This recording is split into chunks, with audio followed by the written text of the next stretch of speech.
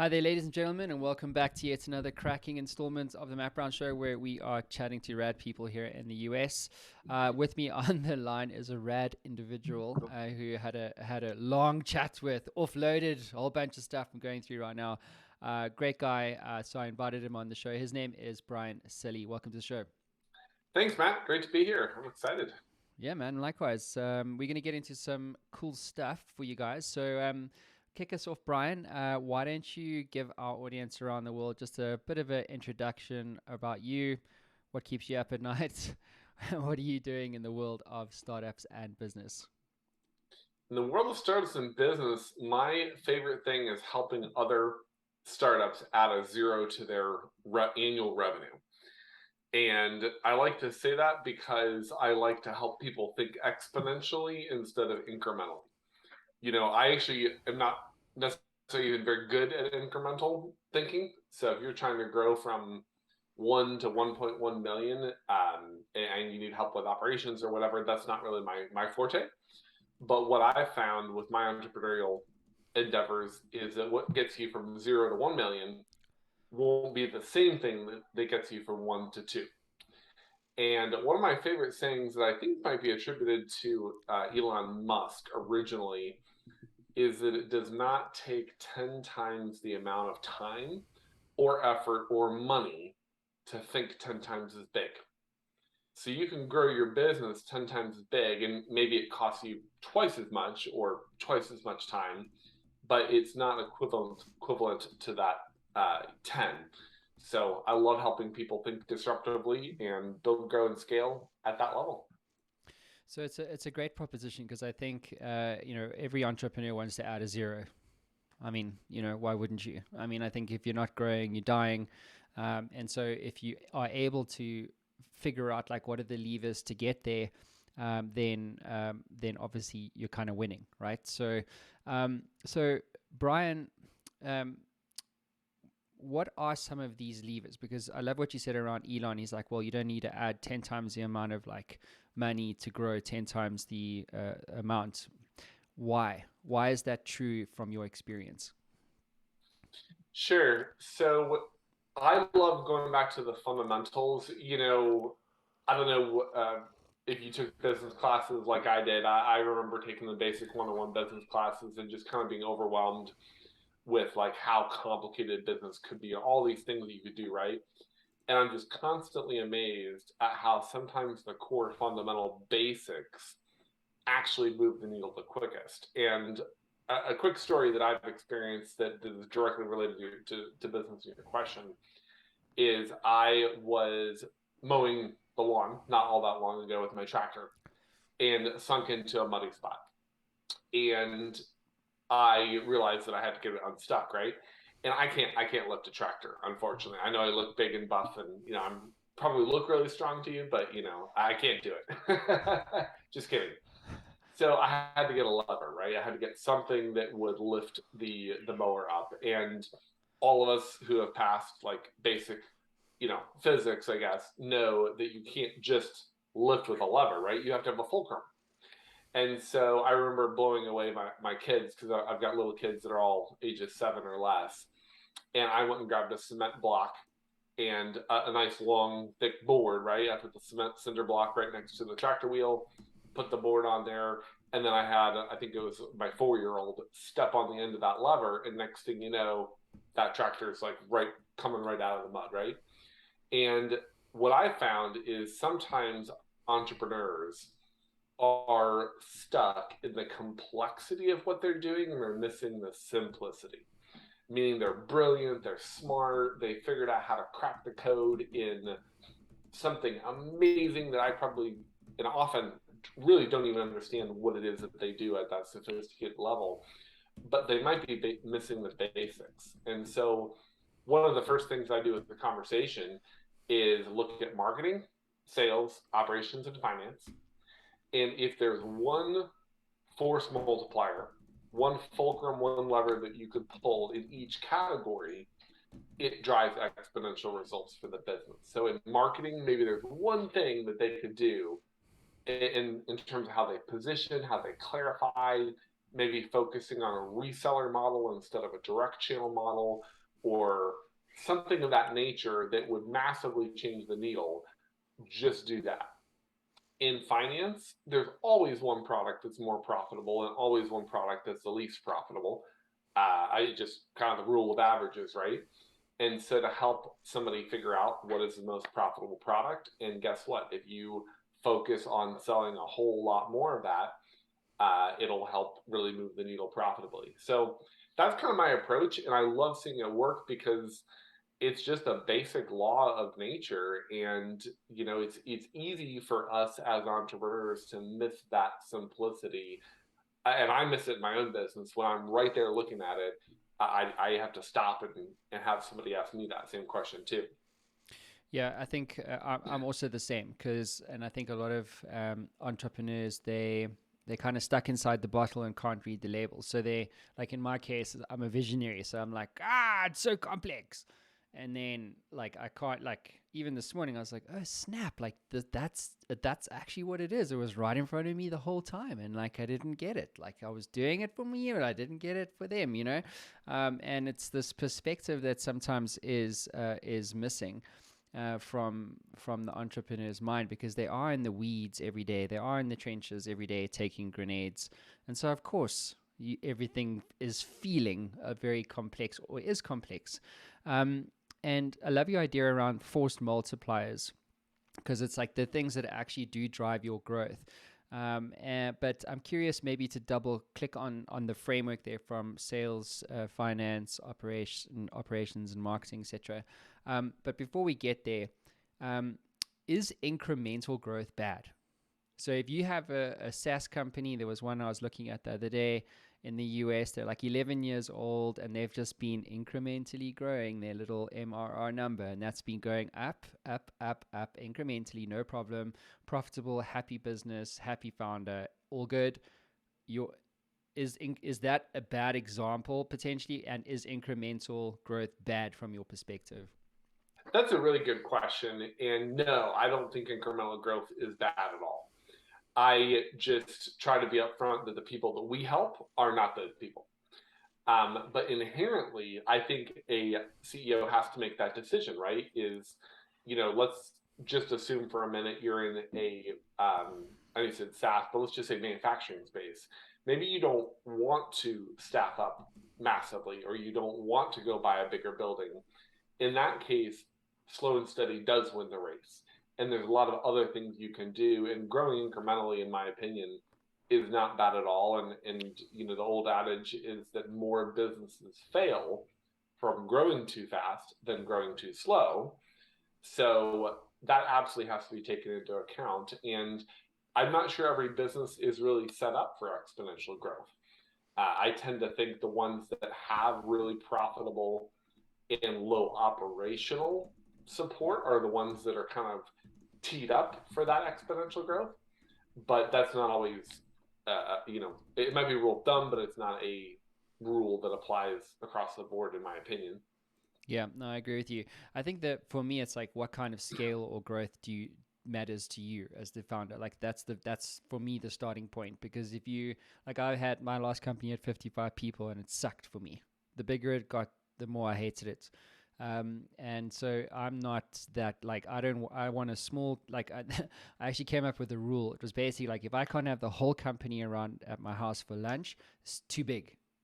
Right. So I don't mind having like a platform big, with a million customers, but I don't want to have like, 350 people trying to service those customers. I'd much rather have like 35 engineers, you know what I mean? And like a small manager, and then we're good. We're good.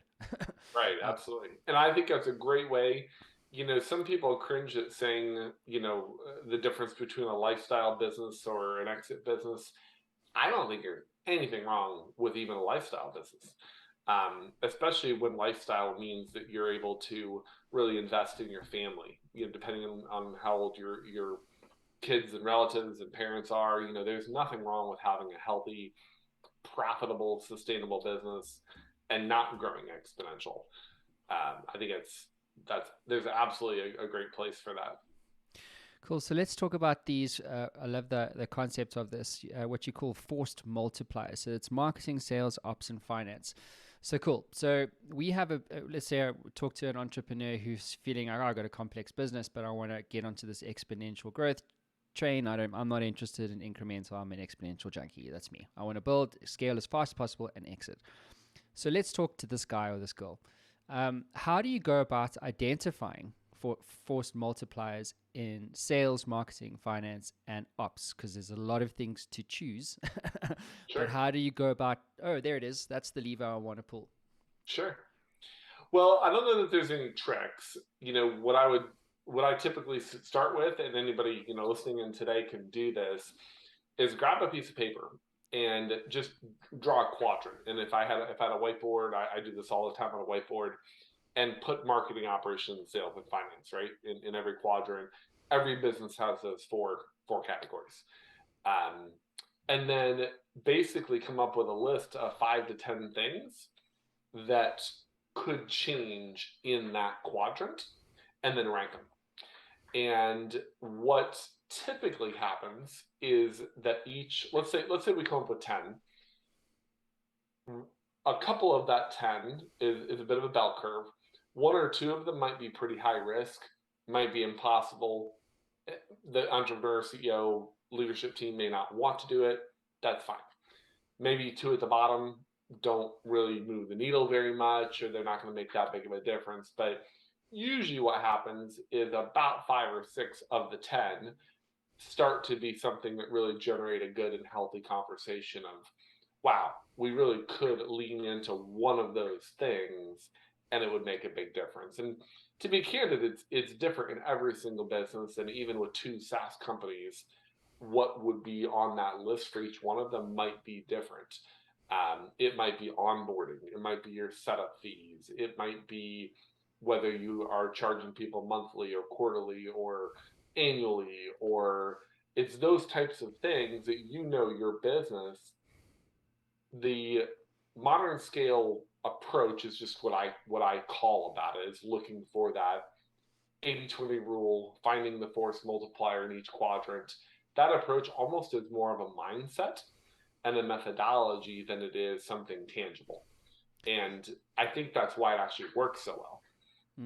So as maybe to double click on some of that. So let's take sales, for instance, and you're a SaaS company. So you would be looking at 2 things there: acquisition and retention. If your acquisition cost is $400, if you bring that down by $100, multiply that by 1,000 customers, that's suddenly, one driver of exponential growth. And then equally retention. So if your churn's sitting at 32%, you bring that down to half that, so 16%.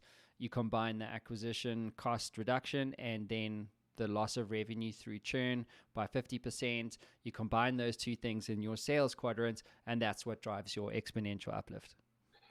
Exactly. You nailed it. And, adding in, for example, something as simple as a referral program or something like that may not be in place in a given business. That can help. Just right there, you could double your sales or double your users simply from an effective referral campaign or something of that nature too. I've been talking to a lot of founders lately, and you obviously know why. But a lot of them are still in this. I don't know. I personally don't get it. But they're like, like when we won't do any marketing because our product will market itself. And I'm like, yo, dude, but you're not SpaceX or Tesla, okay? Like you're a SaaS business. So like in the how do you basically, now from sales we're going into marketing. So I've found that the idea of like if you build it they will come is so obsolete. There is a space for it. I'm not saying it doesn't work. Product marketing and having a flywheel effect, like Dropbox did it, where they gave away free cloud storage of like 16 megabytes, and that's what drove the example of scale and product marketing there. But it's still a form of marketing. Like they did they only like didn't rely on just their product to do to drive that exponential adoption of the Dropbox platform. So from a marketing perspective, what are some of the things, Brian, that you look at or suggest that a entrepreneur looks at to help them to start delivering on that exponential growth curve? Sure. Great question. You know, the other thing I like is that good marketing makes sales irrelevant. Good branding makes marketing irrelevant. You know, whether we like it or not, we're all involved in marketing. And I think every business is doing marketing. They're either just doing a really good job of it or a poor job.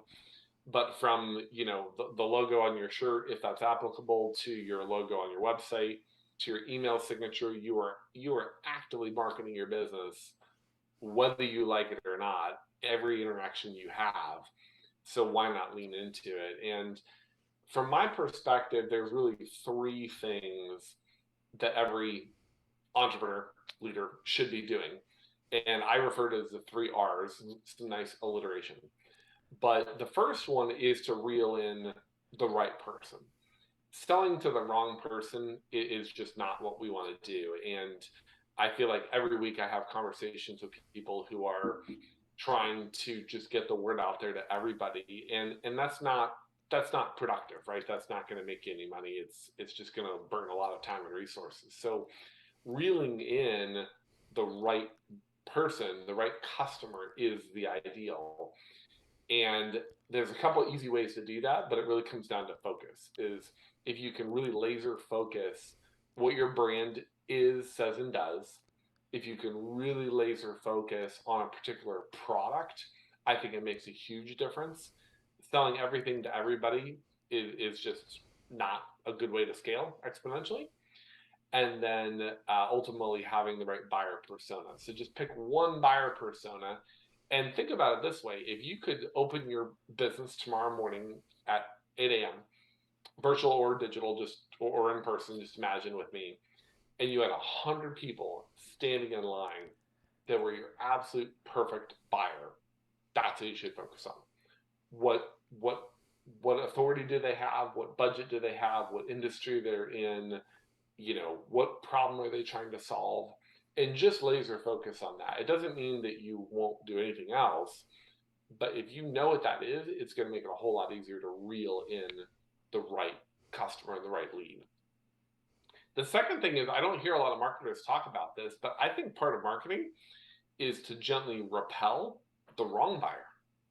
Why clog up your calendar or your funnel or your CRM system with people that cannot benefit and will never buy from you? You know, if you sell landscaping, you are never going to sell to a renter of a condo. It just isn't going to happen. Like somebody who's renting a condo will never buy landscaping from you. Maybe the HOA will. So, you know, work with me on the example, but the renter won't. And so just being upfront and transparent about what your business does to gently repel the 90 to 95% of most people that will come across your brand is actually going to help you grow quicker as well. And it unconvolutes and decongests your life a whole lot simpler. And then the third R, so you're reeling in the right person, you're repelling the wrong one. The third R, from my perspective, is about reminding people, because we're all inundated, we're all overwhelmed. You know, I think I can safely say pretty much around the world right now, we have more than we as humans could even process, right? Especially here in the U.S. I mean, we're inundated with news and media and, you know, YouTube channels, and like we could just be overloaded all the time. And so reminding people that your brand exists, if they are a good fit, is going to be more effective. And I can't tell you how many folks I talk to that leave money on the table and leave opportunity on the table just by not having a methodology or a strategy in their marketing to just remind people, hey, we're still here. We still add value, whether it's a retargeted ad campaign or a nice slow drip email that goes out every month or every 3 months, whatever it is that fits in your industry. That is one of the best ways, because once you have their email account and their phone number and their name, don't just assume they will never buy from you or you can never help them. If you've got the right people engaged in your business, reminding them is going to be a great way to be more effective with your marketing. Yeah, it's a good point. I think one of the things that I've learned being in the States now for all of 2 months is that So I give you some real numbers here. So there's over 7,000 PR firms with over 25 staff in America. In the world of startups, there's there's around 12, just over 12,000, let's call it 12,000 odd funded startups who've raised money in the last 12 months. In the rest of the world, there's only another 5,000. So that's Crunchbase data, not what I think. This is Wow, right. this is like real data. So and just to maybe add, so startups. So you think, okay, cool. You want to provide value to startups. You got different types of startups. You got seed stage, growth stage, expansion, and then also like mature. So seed stage customers, to your point, are like they're about product, and that's it. Like, how fast can we build products? So if you went up to them as a PR firm and you said, yo, we want to do some PR for you, it's going to cost $5,000 a month or 10 grand a month, whatever. Like, good luck. You're never going to sell that. It's very, very hard. Like, your conversion rates would be terrible. It would be toilets. But if you went to a growth stage startup who has product market fits and now raised series A or B or C, they need this PR function way more and would drop happily $20,000 a month. So you're actually charging double, but it's a different type of buyer at a different stage. And so the thing also to say is that it's a lot more competitive, to your point around the noise in the US. So if you are like a PR firm, you're not as valuable. Let's just say, stick with startups here. So you're a technology SaaS company. So if you're a PR firm and you are providing value to any company, you're not as valuable to me as a SaaS company if I go to your website and you like PR for SaaS.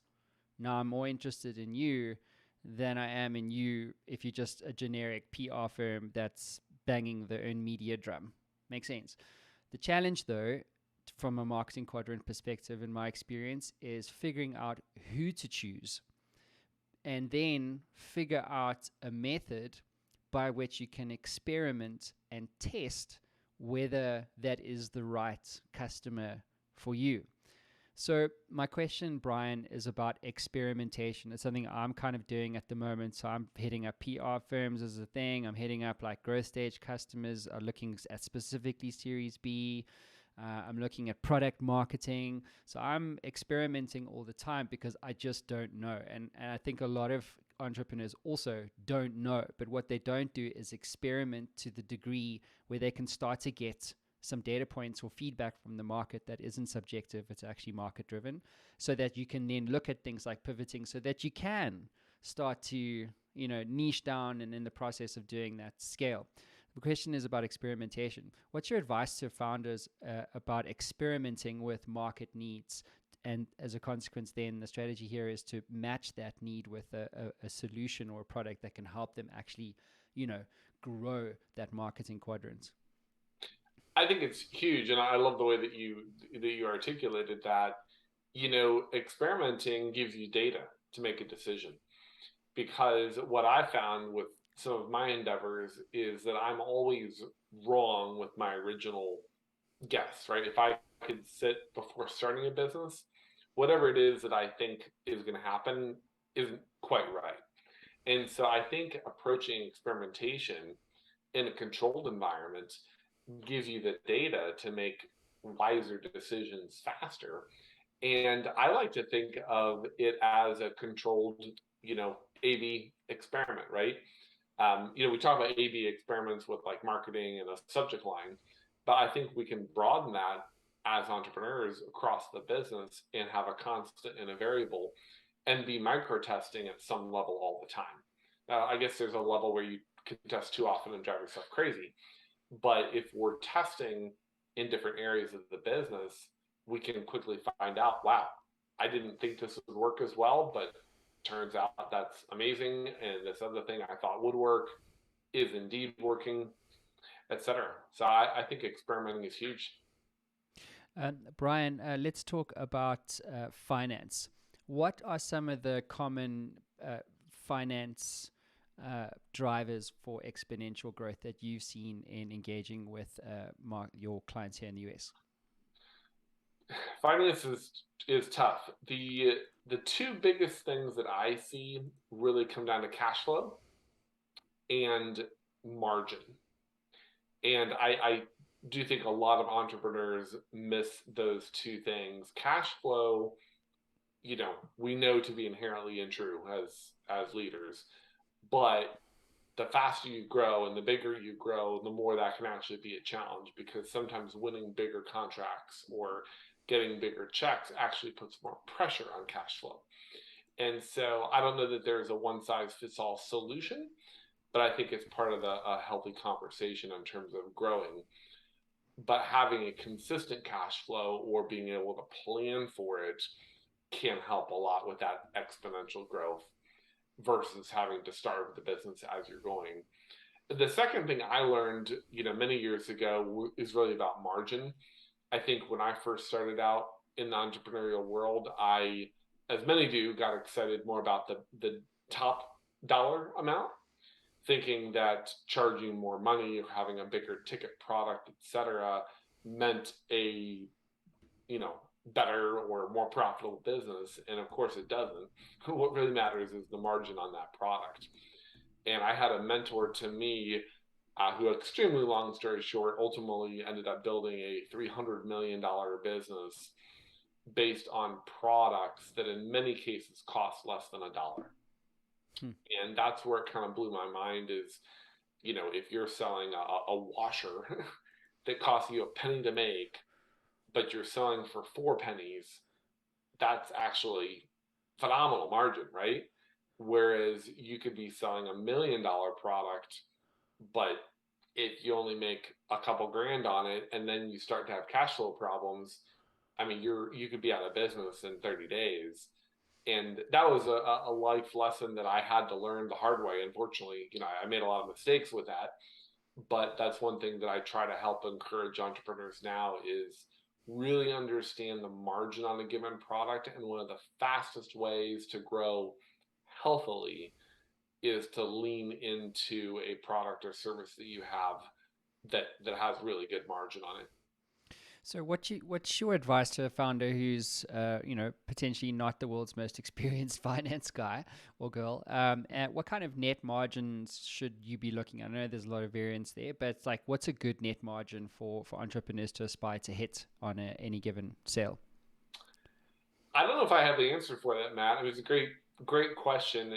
Certainly it comes down to if you're talking gross or net margin, of course. But I can say maybe from the irregardless standpoint is it should be more.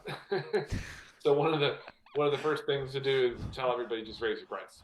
Yeah. And I can't tell you how many people have actually come back to me in as little as 30 days and said, "Wow, Brian, you're right. I never thought about it."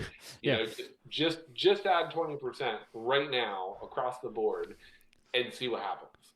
Uh, Mm-hmm. Now, I'm not saying that I don't want to say that like aim, shoot, whatever in the wrong order. But for most businesses, you could probably safely add 10 to 20% to your top number, by the way, and it will have a positive impact on your margin, and then go from there. Yeah, I can share a real story on that. So when you start out, you don't know, right? So you also don't know what you don't know. So we got into the lead gen business, and we charged. I'm gonna try and convert this now into real money, dollars, but we we were using South African rands at the time. But I think we were charging like $3,500 for like 50 sales qualified leads. It was like it's ridiculous. It's so cheap. It's like you just gift it. And then we went from like 3.5 to 5,000, then to 7.5, then to 10, then to 12.5, and then to 20. And then eventually we did a deal with Microsoft for like 100,000 US from three. So you go, and this was all in like 1 year. Hey, so like from 3.5 to 100,000, that was the spectrum. So the top end was like 100, like that didn't come around very often. But the average sweet spot was between 10 and 20K. So that's already like 400% more than what you thought the market was prepared to pay. Right. And it was just a process of just testing and experimenting. Going, cool. Well, we're underpriced. Let's go. And eventually we so what happened was we increased our prices and we reduced the promise. So we went from like 50 sales qualified leads, was like complete greenhorn stuff, to like 5 for an enterprise customer, where your tickets are like, $100,000, $1 million, whatever the case might be. But it was a process of just increasing prices, because until you get the market to literally go, screw you, you are too expensive, we're not prepared to pay, then you've kind of hit that top end. But you have to actually look to do that so that you can start to, I mean, by the way, as a consequence of that, we grew, we were on an exponential growth curve. We doubled revenues every year for 3 years, and then COVID happened. But the point was, and the lesson is true, what you're saying. It's like, you're probably cheap. Absolutely. And in that scenario, I can only guess the positive impact it had to your margin, right? It was huge. Like, I think our net margin was like 40%. Our net margin was 40%. So on a services business, like, anything from like around 10, depending, like if you're in a services space, it's people and capital intensive. Obviously, tech, your margins can be a lot higher. But again, like, timing, what you're selling, who's buying, right customer, repel the bad things. We were like, we're only for technology customers. And so all those things really made a kind of a difference. Where, and this is a good point of departure, things fell south was in operational structures. So like, we didn't have, as we were scaling, we didn't have the operational structures in place to allow the delivery of a consistent service. Like, that was one of the things that really messed with us. So for instance, like, there's this analogy of a bus, right? So you put the right people on the right bus seats. So you got to put good people in client service or account management, good people in data and analytics, etc. But as you're scaling, sometimes you've got, the product marketing team sitting, or person sitting in engineering, not sitting in, a marketing function. So they're, like, they're not in the right seat, so to speak, as an example.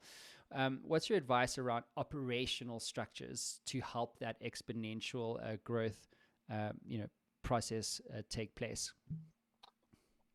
I've found that operational structures to support exponential is to support the focusing in on one product and one persona. I know that's worked with a couple of my businesses. It's hard to scale operations when you have a ton of disparate products. Whereas when you're focused on one persona or one message or one product, then operations becomes easier. It's easier to cross train, whatever it is that's appropriate for your business. If you have to staff up accordingly, or if it's just a matter of buying more cloud space for your SaaS company, whatever it is, it's easier when you lean into one product. And I learned that lesson with my business when I was in the cloud computing space quite a few years ago. We did kind of everything for everybody for about 3 years, because when you're doing data center and somebody says, can I put this in your data center? It's so easy to say yes. I mean, there really isn't a reason why somebody couldn't put anything in a data center. But about 3 years in, I started leaning into one very specific, in that case, would you like to add another zero? Microsoft product. And it allowed operations to function so much better. And it took load off of the technical support team. It took our support tickets down. We were able to get better documentation out there. We were able to be more proactive on things. And it just made a huge difference. And so one of the things I do today is try to encourage CEOs is to find that one thing that is profitable, that people are willing to stand in line for, and maybe currently do, that you can go bump up 10 or 20% tomorrow, and then lean into that operationally and make sure you're really, really good at it. Because everything we're talking about or have talked about so far unravels very quickly if your core product starts to fail. And if you've got downtime or returns or quality issues, like that will unravel any business faster than you can possibly put it back together again. Yeah, it's interesting, right? Like, because if it's any of these quadrants, if they go south, like everything goes toilet really, really quickly. So, like, Exactly. wrong people, wrong seats, wrong customer, wrong marketing message, inability or poor cash flow management, hiring the wrong people at the wrong time, like all reasons why scale doesn't happen. I've been actually doing a lot of research into what makes a business scale, and you know why. I won't say anything just yet, other than it's a problem I care about a lot. And I've been reading a lot of like Harvard Business Review articles. I've been looking at like venture capitalists like Ben Horowitz and this kind of stuff. And one of the things that's come out through this research is the need for continual education. And it's interesting because like there's sales, marketing, finance, ops, but then there's like, well, you need to have the skill set to be able to manage that stuff better. So if you're starting to scale, I sometimes find like I'm definitely not the guy to run a skyscraper building for you. Like I'll see a gap in the market, build you a nice house, you come buy the house and you go build your skyscraper. So I know what I'm about, but and I know why. The main reason why I'm not that skyscraper CEO is because I don't have the skills. Like I don't have the skills to do that. I really don't. Like, it would petrify me if I had a board of 10 people. Do you know what I'm saying? Like that I had to report to every month or every quarter and go, yo, here's what's going on. And then they're like interrogate. Like I would hate that. Right. But I know that the board is necessary, right? Because they bring experience, they bring a set of skills, they bring a set of collective knowledge and education to the table that I could never have, even if I spent 7 years studying MBAs and like blah, blah, blah. So the need for the need for continual education is there. What are some of the good sources, Brian, for entrepreneurs to look at from your experience to, as they are scaling, to look at like sales education, marketing education, finance education, all these kind of things? I know there's a lot of options out there, but where do you go? Like, what's your experience there to get the best bang for your buck, so to speak? I think it's tough because we're overwhelmed with options, right? We have free YouTube videos we can watch and free content we can consume. I think maybe I don't know that I can endorse or support what others should do. I can tell you kind of where I've drifted for this year at least is I have drifted more towards looking at those that are succeeding in the area that I want to study. And I certainly cannot say this as a blanket statement, but I am surprised at the quantity of educational resources that are primarily good at selling educational resources, not the thing that they say they're good at, right? Meaning, again, I don't throw a bad example, but like somebody selling training around real estate in some sector, right? Like we just make up something, so I don't offend anybody listening. They may not actually be that good at that real estate thing. They might just be good at selling you on the education of it.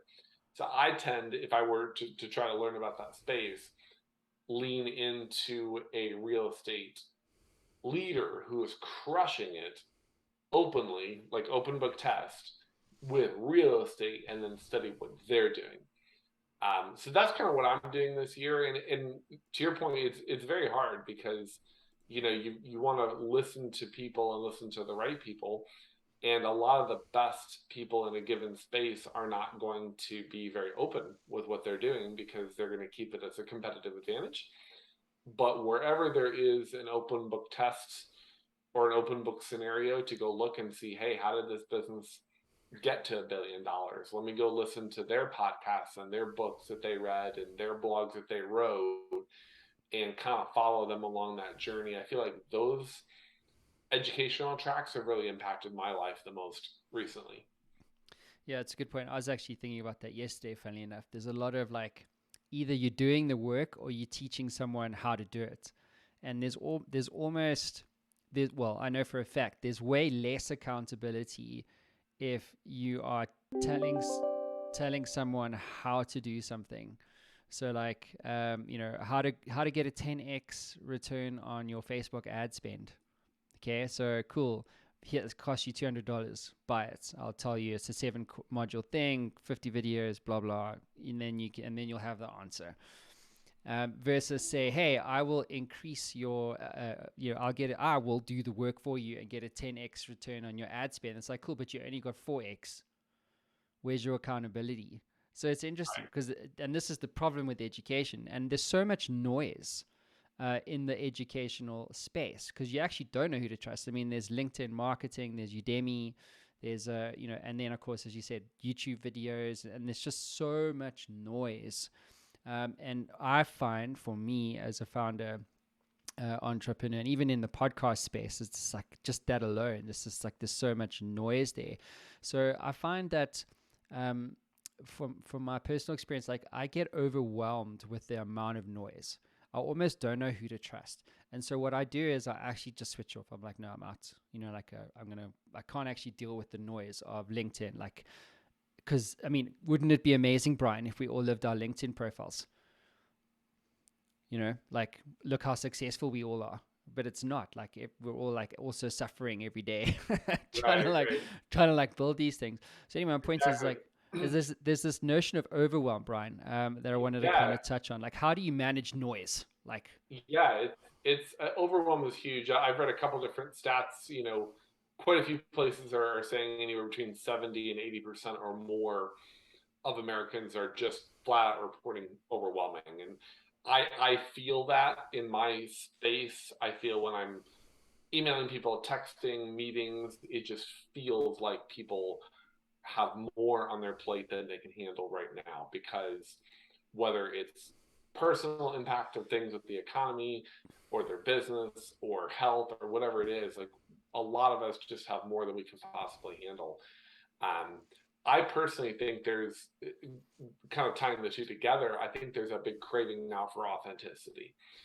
And I think that's why, in some cases, even TV and real life shows and what's happened with Instagram and Reels and all this stuff is there's a trend, in my opinion, back towards authenticity. As people want to see videos that are not professionally produced, that are shot more candid, or maybe they want to read a blog or a podcast that is produced by somebody not backed by a media conglomerate, right? That's why the Matt Brown Show is so fantastic. You can sample it, you can try it, you can bite-size it, and once you believe in the authenticity of it, you're going to build your audience and build your following. And I don't know that that's new for 2022, 2023, but I think maybe it's becoming more important and is really winning out over some of the traditional large-scale resources. Yeah, so I think your point of like teaching, like how do you be authentic, right? Or being authentic, they're different things. I think I agree. I don't think like being authentic is like something that's, if you've been around 10 years, 20 years, like, you've heard that before. I think where, and funny enough, I was talking to Matt Saverick, he's a coach out in Florida. Also charges a ridiculous amount of money for coaching clients. He's like, but I mean, it's like, that's his thing. Like, it's crazy.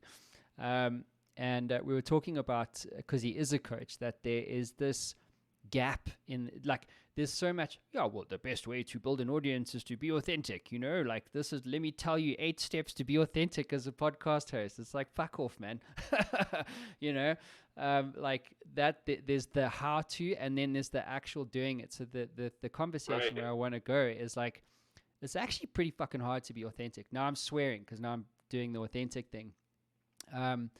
Because it takes guts to be vulnerable. And I think also, sales, marketing, operations, finance, scale, all this is cool. I get it. Like, and but actually there's this other narrative that's very internal, not external, that actually helps you get there.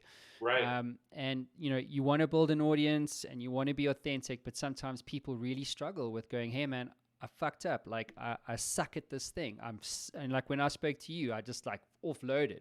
I'm like, dude, I'm really suffering at the moment.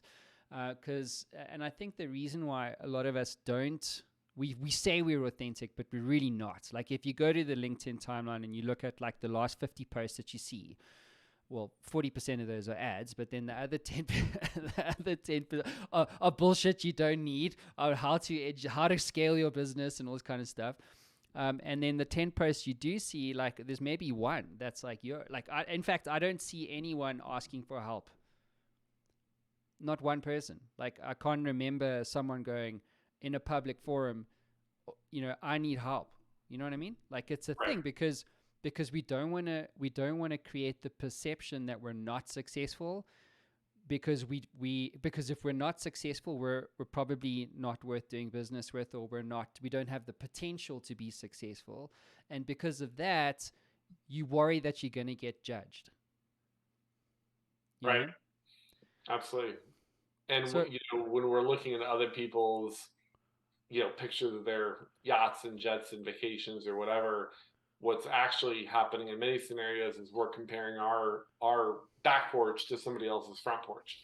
Mm-hmm. And we all have back porches. We all have things we're failing at. I have things like today that I suck at.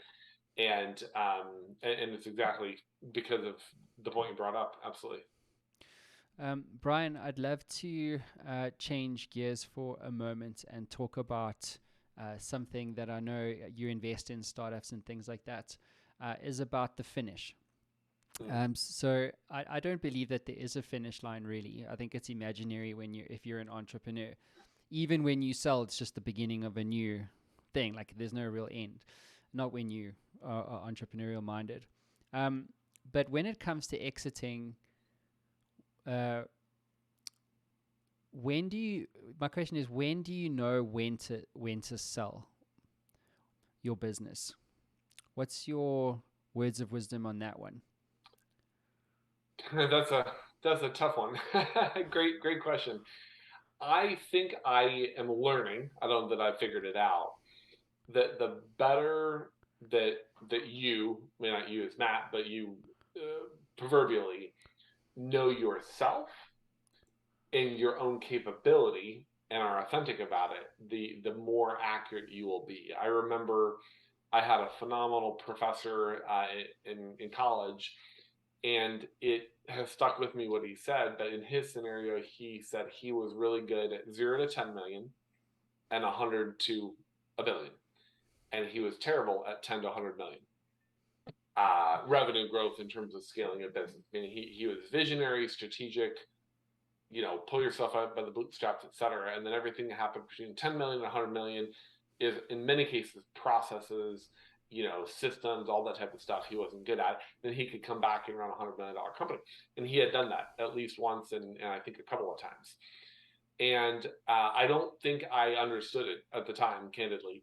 I think I'm beginning to maybe only now understand that, is that most of us are good at certain phases of a business or certain aspects of a business.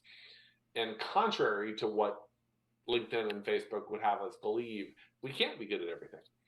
And so knowing when to exit your business, I think, is correlated to knowing yourself and knowing your own skill set. And when your business is approaching that point where you are going to become the limiter on it, that is at a very appropriate time where you can pass the torch.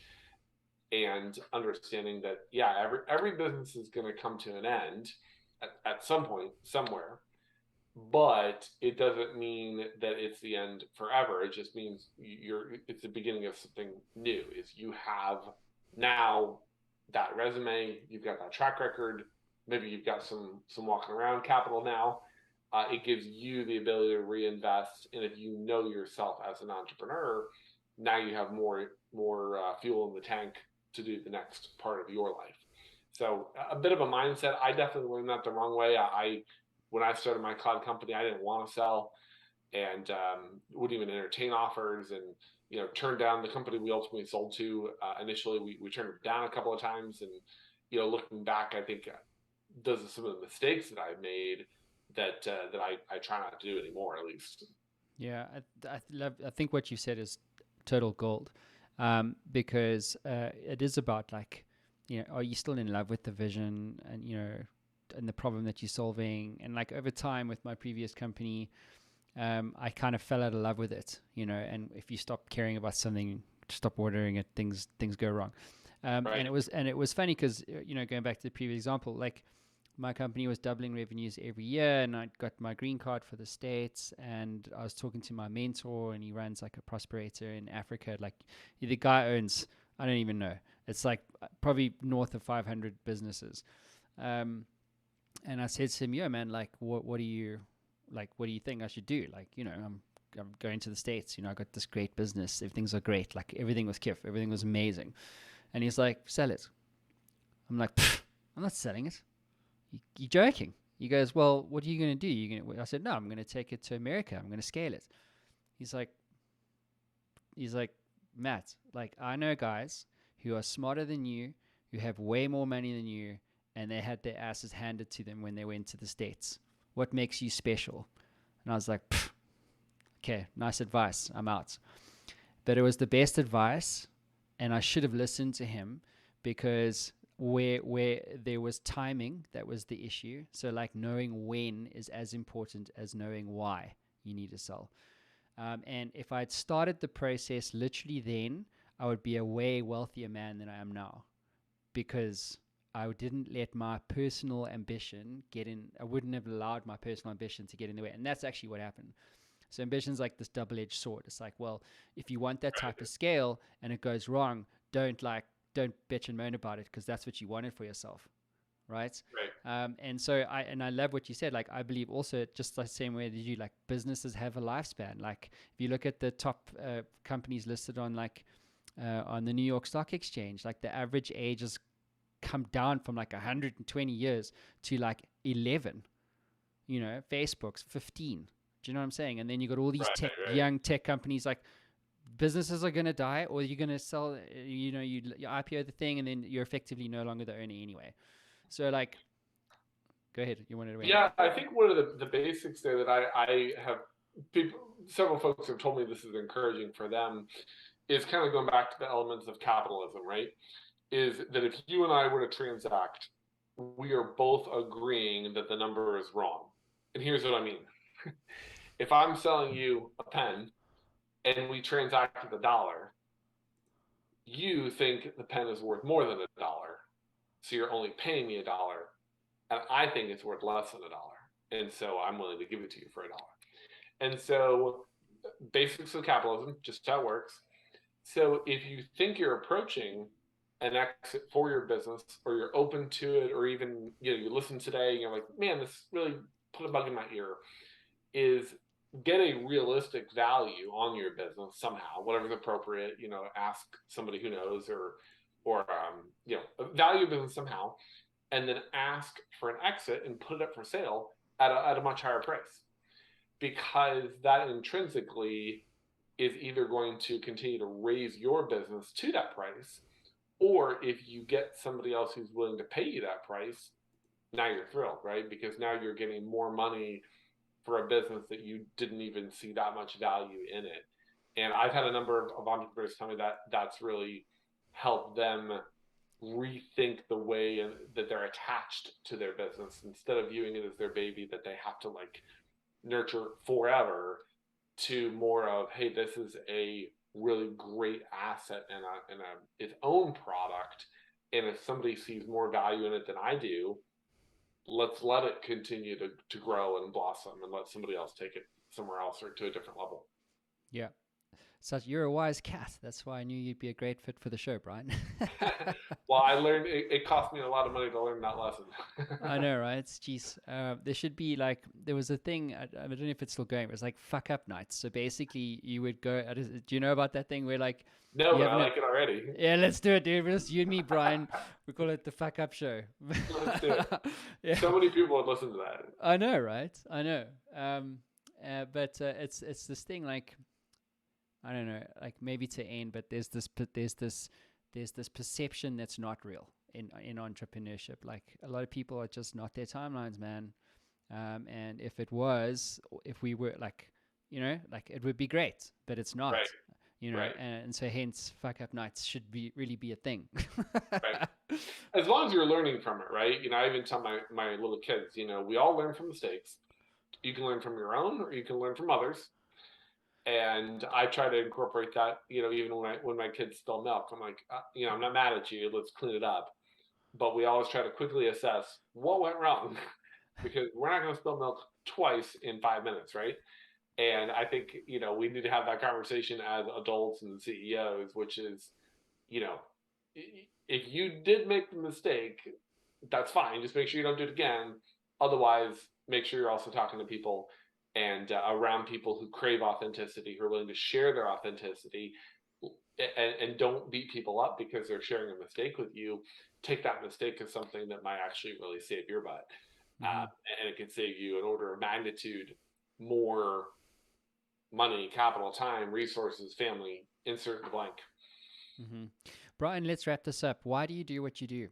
Like, what gets you out of bed in the morning? I love helping people win. I really do. I don't feel like I even have a work job anymore. I try to be careful with that, even with my family, like going to work. Like I truly love what I do and helping other people succeed and crack that code. And to be candid, it's taken me many years. I did a lot of things that I really didn't like to do for too long. And the more that I have learned in my old age about what I really enjoy and what I am good at, and getting rid of and delegating and outsourcing the things that I suck at, I absolutely love seeing success stories and wins with businesses that I interact with. And when I have another CEO and I can spend a little bit of quality time with them, whether I'm coaching, mentoring, advising, one of my favorite things to do is to take entrepreneurs offsite to a conference room or hotel or convention center, someplace that's not their business, help them crack the code, and then see what they do with it. And when they grow from 20 to 60 million, or when they grow from 1 to 20 or 5 to 20, whatever it is that hits their goal, that really does bring me joy, and I just love seeing that. So that's why I do what I do with Avid, and um, it's the best job in the world. Well, I commend you on that. It's avorit.com, guys, for those of you who want to hook up with Brian. Brian, it's been a privilege, man, having you on the show. Thank you. My pleasure. And if anyone connects with me, the best way to connect with me is at brians360.com. All of my social medias, all my projects are all there, and anybody can find me, connect with me. Love to carry on the conversation. Brian with an I, s360.com as well as that, right? Yep. Awesome stuff. Thanks, Brian. Appreciate it, guys. Thank you, everyone. Ciao, ciao.